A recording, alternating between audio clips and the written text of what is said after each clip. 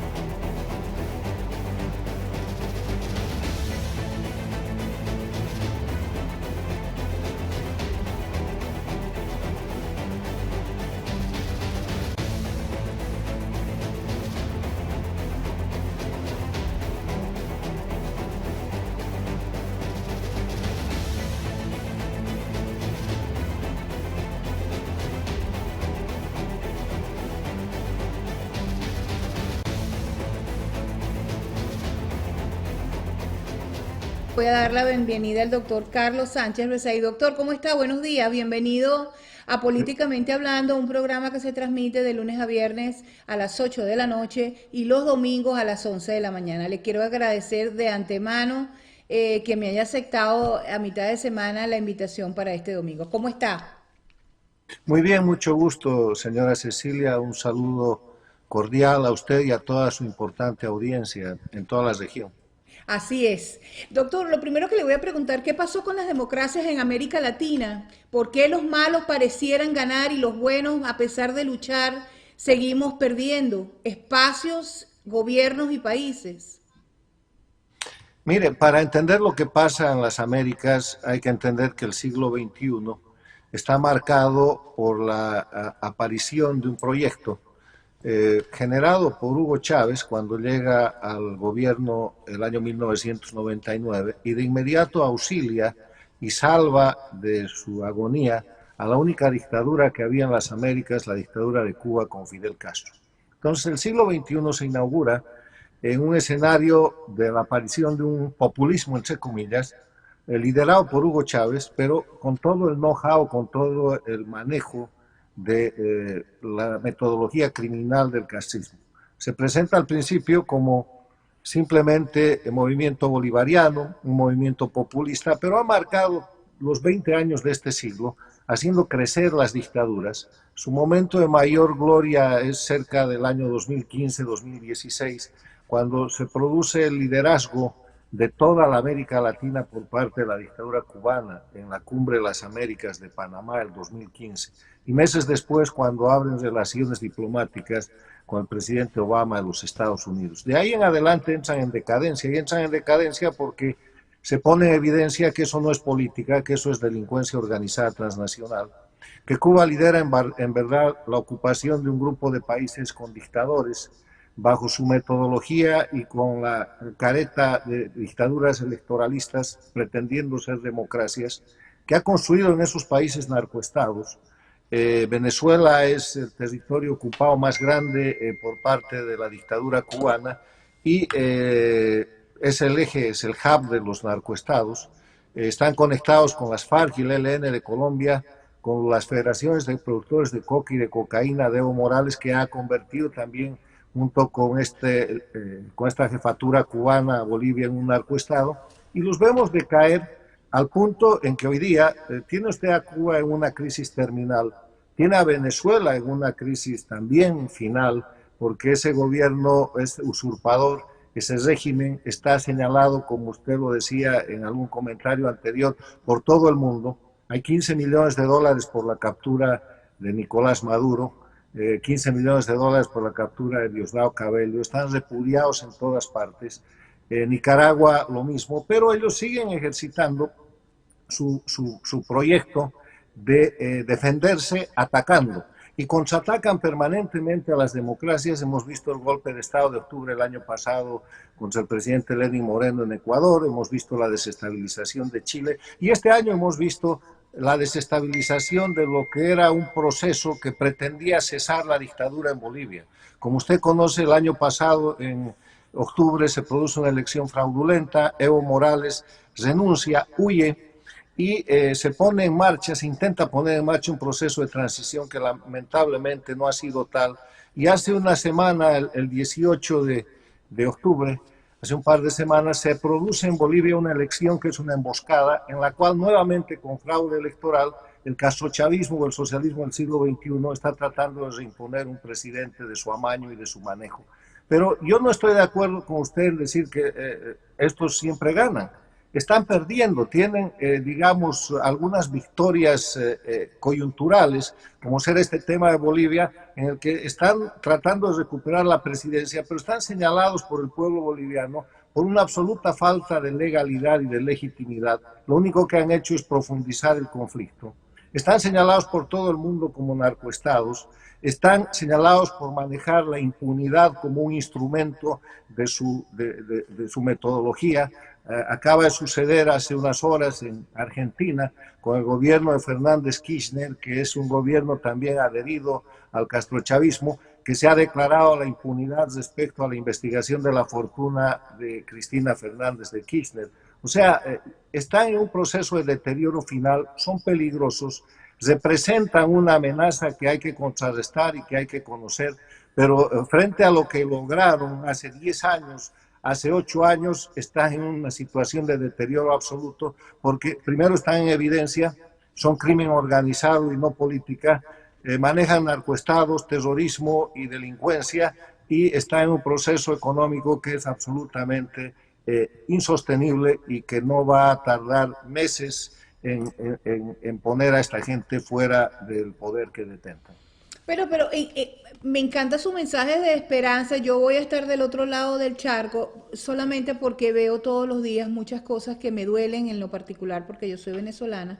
Pero, por ejemplo, los malos siguen en donde están. Cuba, 60 años, Venezuela, 22 años, y no se van. No importa cuántos golpes le den, cuántas veces los militares que están presos hayan intentado tumbar a la dictadura. No solamente en Venezuela, en Bolivia, en Nicaragua, en Chile. Vemos un presidente, por ejemplo, en Chile, el señor Piñera, que no ha tenido la suficiente voluntad, diría yo, para defender a esos millones de chilenos que lo pusieron allí como presidente de la República y ha dado 3 pasos hacia atrás con un miedo terrible a que no le den un golpe de Estado. Acaban de aprobar la Asamblea Constituyente. Usted habla de que ellos están definitivamente están declarados por el mundo como lo que son, criminales de lesa humanidad, por ejemplo, Maduro, Diosdado Cabello, Reverol,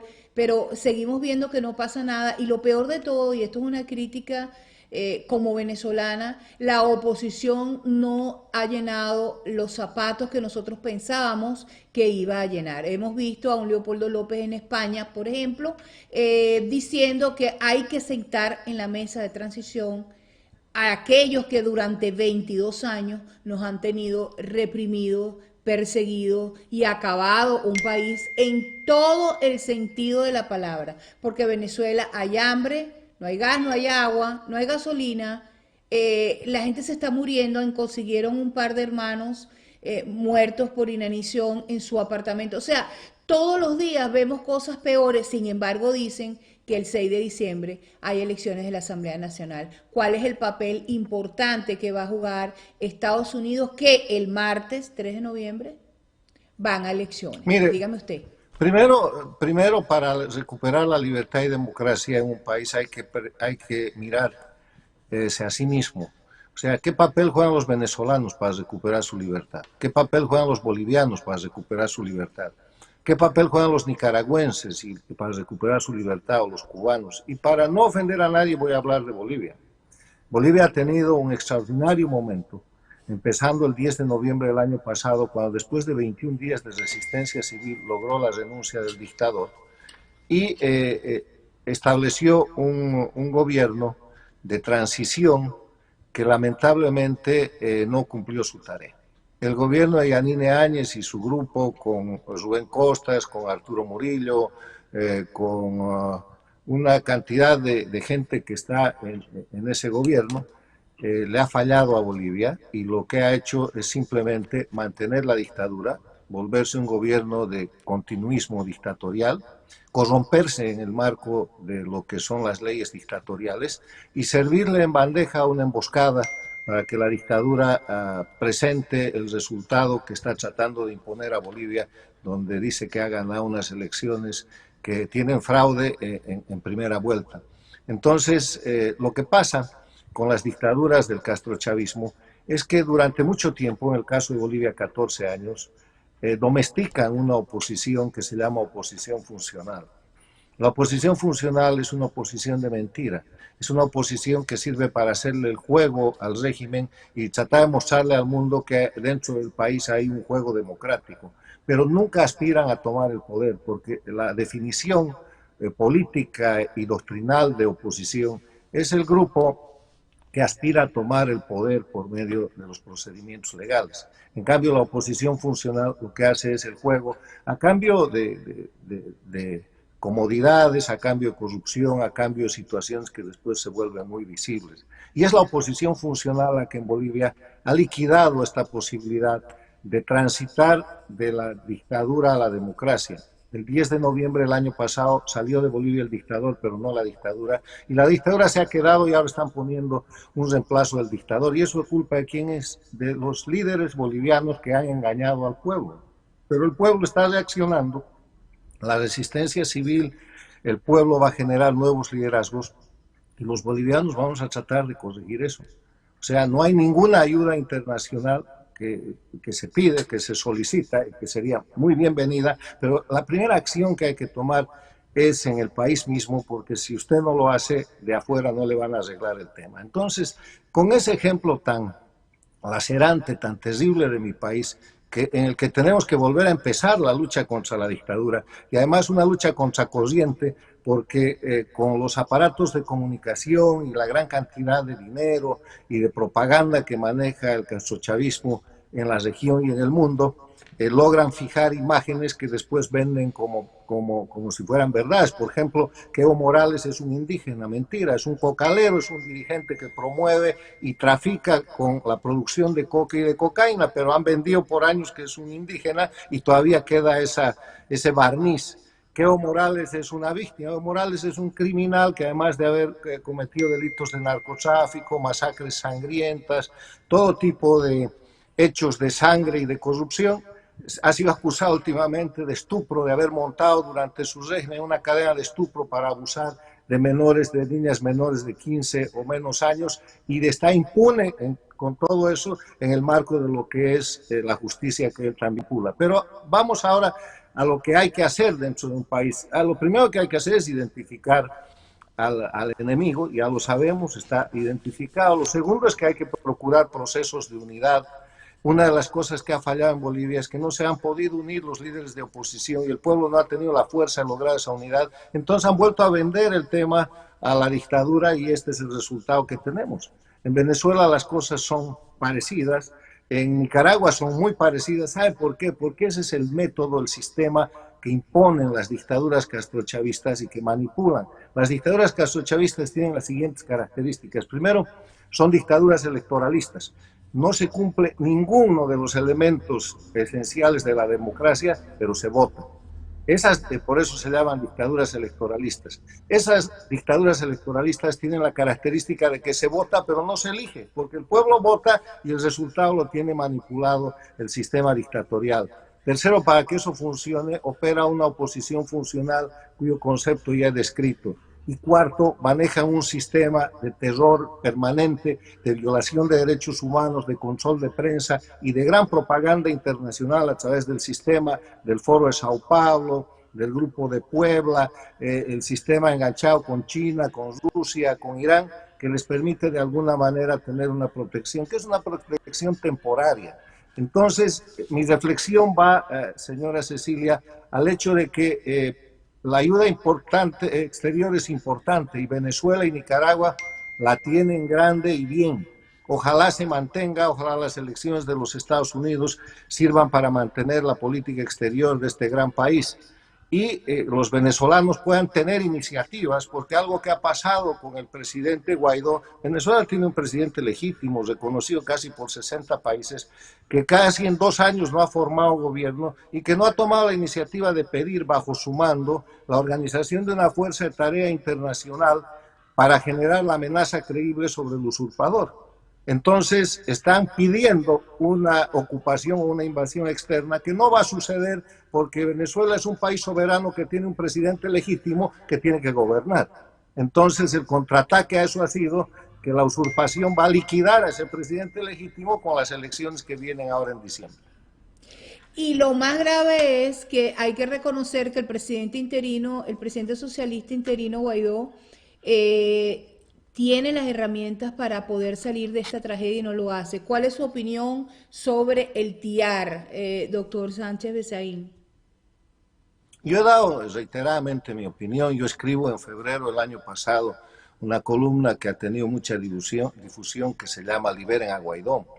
Cuando Guaidó se posesiona como presidente de la Asamblea y después es reconocido como presidente de Venezuela, lo primero que hace la Asamblea es un reglamento, un estatuto para la transición, donde ponen la hoja de ruta equivocada. No permiten que Guaidó forme gobierno y lo atrapan en lo que es el juego político partidista de los partidos que ocupan la Asamblea, que antes era la MUD y hoy día es el denominado G4. Y de ahí en adelante es una cadena de demoras y de acciones, de inacciones más bien, en las que no se toma iniciativa. Guaidó nunca ha nombrado un vicepresidente, nunca ha nombrado ministros, nunca ha formado gobierno, nunca ha nombrado un Estado Mayor militar. Lo que sí ha hecho después de casi un año es reingresar a Venezuela al Tratado Interamericano de Asistencia Recíproca, pero nunca ha pedido en el TIAR la formación de una fuerza multinacional bajo su mando. Aquí no se trata de pedirle a los países que entren o que invadan el territorio venezolano. Se trata de que ya sea por vía del TIAR, ya sea por vía de acuerdos bilaterales o multilaterales en el marco de las Naciones Unidas, o ya sea en el marco de una disposición venezolana, se busque la formación de una fuerza de tarea multinacional bajo el mando del presidente legítimo de Venezuela. Entonces, eso no es una ocupación, no es una intervención, no es una agresión a la soberanía de Venezuela, todo lo contrario, es darle capacidad de fuerza al presidente legítimo para que con la amenaza creíble, ni siquiera con una operación de combate abierto, pueda desplazar la ocupación cubana y rusa que sufre hoy día a través de Nicolás Maduro el territorio y la soberanía venezolana, pero no se ha hecho. Entonces eso está muy escrito, está muy dicho. Yo lo que recomendaría en el tema de Venezuela, en el estado que están las cosas, traten ustedes de buscar un proceso de unidad. La primera pelea es contra la usurpación y la dictadura, y yo veo que hay un entusiasmo marcado para pelear entre los diferentes sectores de la oposición, y eso es precisamente lo que quiere la dictadura porque le va muy bien. Es que el problema es que elegimos, qué lástima que nos dimos cuenta tan tarde, elegimos a personas que ya estaban contaminadas como el grupo del G4, pero hay cosas que no se pueden cambiar, lo que podemos cambiar es el futuro y yo creo que bajo tanta presión este país parirá nuevos líderes que lleven adelante la libertad de Venezuela, porque evidentemente no podemos solo, Venezuela está yo diría que destruida desde el espíritu hasta el corazón, incluyendo la mente. Y sin embargo, seguimos viendo gente que trata de liberar, gente que se queja todos los días hay cualquier cantidad de quejas y la gente se expresa, pero lo buscan, los ponen presos. Doctor, quiero hacerle una pregunta. ¿Qué opina usted sobre las declaraciones de Leopoldo López en España, donde él dice que hay que sentar, que hay una transición, en una transición hay que sentar a los líderes para poder llegar a un acuerdo? Volvemos a hablar de diálogo, volvemos a hablar de Bueno, elecciones presidenciales y la usurpación no ha terminado. es parte de la falta de unidad que le digo. En vez de que la oposición o los líderes de la oposición, ya sea Guaidó, ya sea Capriles, ya sea